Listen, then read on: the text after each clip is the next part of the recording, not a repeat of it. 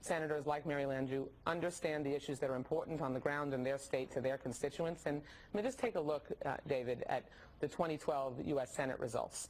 You have in almost half of the Senate races that we had an open seat, the Democratic candidate won, even though Mitt Romney won that state. So, you know, the predictions that we're headed for the minority in the United States Senate really don't line up with the historical situation on the ground in those campaigns. All right, folks, so welcome to Gimme 5. That's Debbie Wasserman Schultz on Meet the Press. In case you missed it, that's why I'm here, to bring it all to you. Now, earlier in the hour, we talked about some of Debbie Wasserman Schultz's remarks regarding the Keystone Pipeline, but I wanted to bring you many more clips of her interview with David Gregory on Meet the Press, talking about the election. There she's talking about how this is not going to be a referendum on President Obama. This is going to be, you know, individual. Each state is going to go and look at the merits of the senator that's up for re-election on their own individual basis. Here's more. I think he has to continue to take a close look at it. The environmental concerns are legitimate.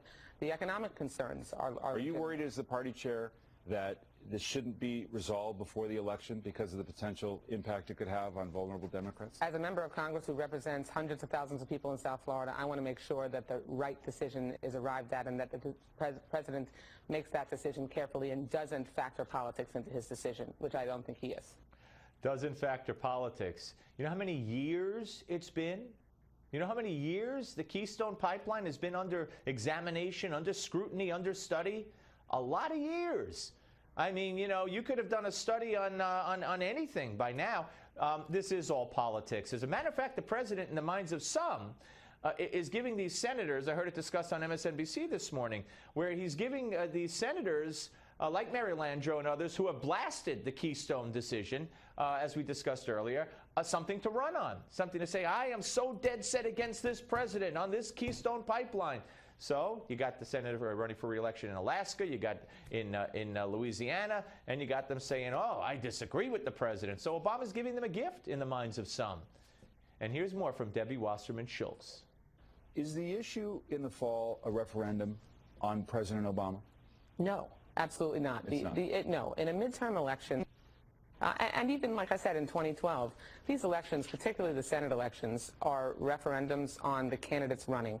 I mean, if they were not, you would have seen the states where Mitt Romney won. But these Democrats seem to know the issue. They're critical of the administration. They're critical of his law. They're not running on specific needs in their states. Shaheen and Landry, you just mentioned.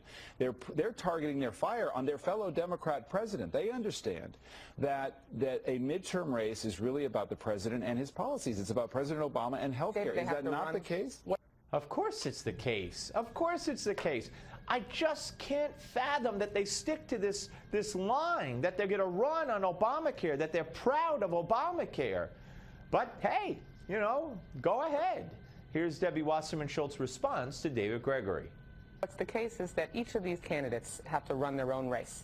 They have to talk about and focus on the issues that are important to their constituents. And what's also true is if you look at the success rate and the track record of these incumbent members, Mark Pryor, Mary Landrieu, Mark Begich, they are all ahead of any of their Republican opponents. And these Republicans are mired in a civil war where the Tea Party has won.